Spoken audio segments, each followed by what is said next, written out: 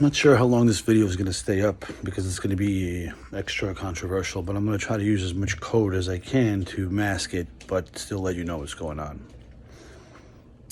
I kind of believe that if you want to follow the news or what's really going on or anything like that, it's hard to believe or trust people that are putting this forward. People on social media have their own agendas. People on YouTube have their own subscribers. They need to have a niche or a niche, whatever you want to call it, that's filled with the content that they need to have out there so people could follow them, right? Mainstream media is obviously even worse because it's all 6 or 7 companies or 5 or 6 companies that own all of your 300 or whatever channels, making the illusion of choice apparent. However, there is one aspect of this whole thing that is could be seen as closest to the truth because the motive here isn't evident. So that is Google patents.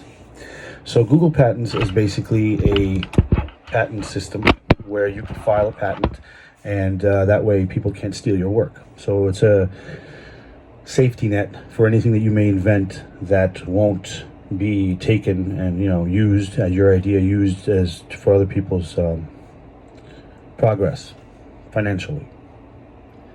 There's a lot of patents that are out there that don't actually have a product representing them, but they're just patents. So for example, if I know that we're really close to inventing a anti-gravity spaceship or a plane, I'm going to put a patent out there that patents that so that when we do actually invent it, nobody could take it and say it was theirs.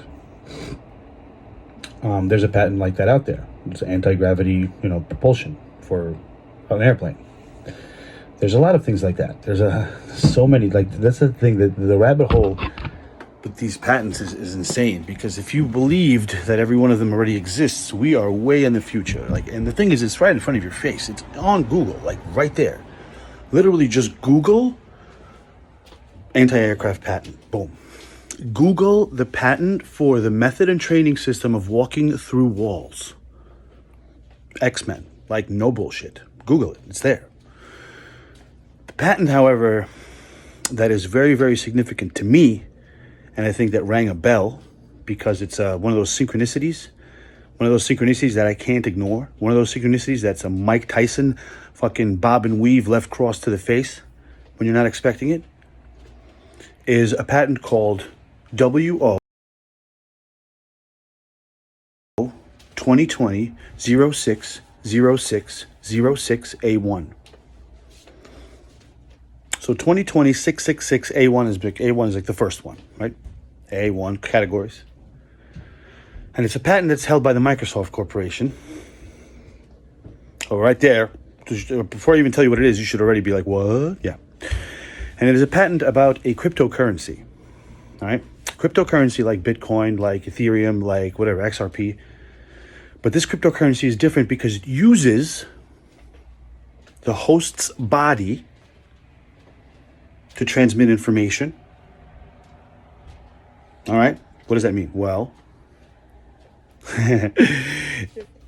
let's say, for example, these little nanobots exist and that they could transmit information. They could scan your body, right?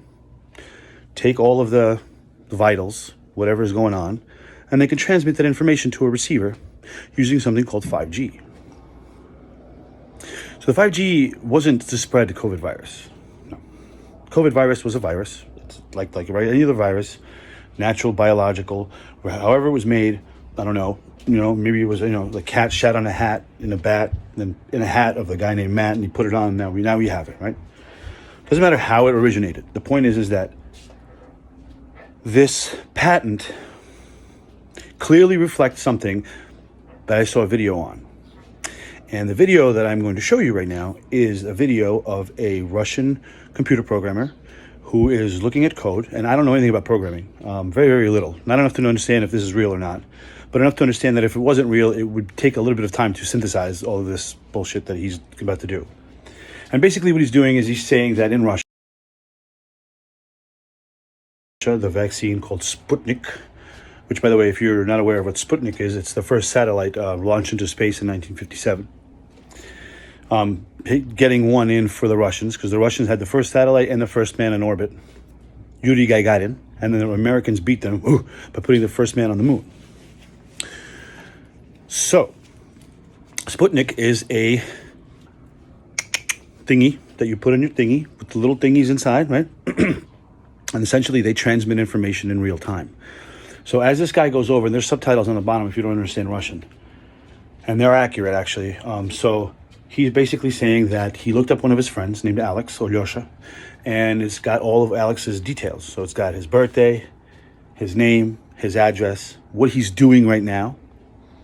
So just like your Fitbit can track your heart rate, your body temperature, right? Your heart blood pressure, right? Pretty accurately on a daily basis. You have a sleep cycle. It tells you how much you've been sleeping, how much you haven't been sleeping, what you're doing, you know? So this is the same thing. However, this is working from inside, intravenously, whatever, and is being transmitted by these little receivers. So it's kind of like Twister. I don't know if you've ever seen the movie Twister with Bill Paxton and Helen Hunt. And the whole thing about it is they were chasing hurricanes, and Bill Paxton had this invention of these little tiny little things that are measuring devices, and if you put it inside of a tornado, you know, they would measure the inside of the tornado, helping us identify what it is and how it operates. That's exactly what this is, but it's instead of a tornado, it's a human body, and instead of little things, it's little nanobots. So he enters some stuff in the computer, which is why I don't know if it's fake or not, because I'm not a computer programmer.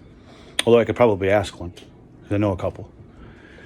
And this code pop-up, first he misenters it on, you know, he types in something wrong, then he types it in, boom, and then boom. So this is in Russia. So it gives the person's name, what the person's doing in real time, where they're at, where they got vaxxed, where they did it. And then I think about the patent that Bill Gates has on this little cryptocurrency that is going to regulate and be controlling of monitoring the human body or the host's body. And I think to myself, what a coinky dink. But the thing, though, that makes me personally, more than anyone else on this planet, really, really open my eyes to this, is that the patent was filed on my birthday. You see, patent is something that can't be hidden because it's public information. It has to be public information because it's a patent, so nobody else can steal it. But what this Russian guy's explaining, either it's a really intricate hoax, which I understand why people would do that because it's fucking crazy, you know? I mean, like, woo! But if it's not crazy, and actually Mark Twain said this the best, he goes, the truth is always stranger than fiction because fiction has to operate within the realm of possibilities. Meaning the truth is just like, sometimes it's just like, what the fuck? Like, think about it. Like, if we were younger, or like, I don't know, back in the day, people were like, I could make a piece of metal, a giant piece of metal that weighs like a ton, fly. What the fuck are you talking? Are you crazy, bro? What do you mean? Fly. And then sure enough, you have an airplane. Oh. Right? So it seems crazy at first until somebody does it. Everything is impossible until somebody does it. Right? And considering the fact that this guy, unless, like I said, unless it's an intricate hoax, so the monitoring system for the vax is supposed to be to monitor data, but the patent is for a currency system. So, for example, I inject you with the thing, and now you work, you know, for a job. For example, you're employed by an employer. And you're, you know, set to do a task. You have to walk 200 yards that way, pick up a boulder, or what have you, you know, and bring it back to over here. So we could use this, or your employer can use this cryptocurrency to monitor your activity. So, you know, employee A walked half the way, picked up the boulder, put it down, took a break, yada, yada, yada. And then they could compensate you for it using the same exact transmitters. To which then, if you need to buy something at a store, you come into the store and then you have it. So essentially, it's like that Justin Timberlake movie Time, but instead of time, it's just money. And that was symbolizing time in the movie. But in this case, we don't get to live forever. We just get to not have wallets. Yeah, food for thought. Занимается такими вещами, как массовая вакцинация. Вот, и не все так, как это нам преподносится. И вот недавние новости, то, что база вакцинированных вакцины «Спутник Ви» отечественной утекла. Вот. Я рылся несколько дней в Даркнете. Вот. Соответственно, нашел эту базу. Вот. Она в открытом доступе там. Через сеть Tor ее можно получить. Вот. И я решил проверить, а есть ли у нас, есть ли в этой базе кто-то из моих друзей, кто вакцинировался. И я нашел для себя там, всех моих друзей, кто сделали прививку «Спутник Ви». И вот я сейчас вам покажу на примере Леши. В общем, я сейчас подсоединяюсь по данным, которые я оттуда получил, на сервер. То есть я сейчас буду подсоединяться, по сути, к Лехе, да, потому что этот МЦСТ-чип, он сейчас находится в кровеносной системе Лехи.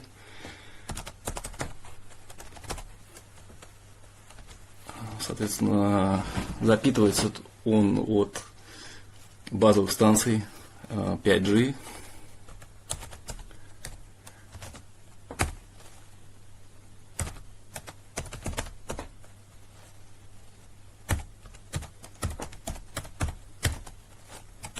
Сейчас мы посмотрим, что мы можем увидеть. Так, что-то я неправильно сделал. Ну, конечно же, домен.ру. Да. Так. Паспорт. Лех, я поменял паспорт на твой сервер, который, ну, в тебе, соответственно, установлен. Я поставил простой и запоминающийся StarCraft. Вот. И, соответственно, вот мы оказались на этой машине. К ней подсоединились. Соответственно, смотрим. Здесь есть такая утилита «Спутник Ви Control». Она показывает всю информацию о вакцинированном. Сейчас идет сбор статистики и всей остальной информации. Сейчас дождемся. Вот, да, что она нам показывает. Соответственно, ну, вот вы сами все можете увидеть. Имя, день рождения,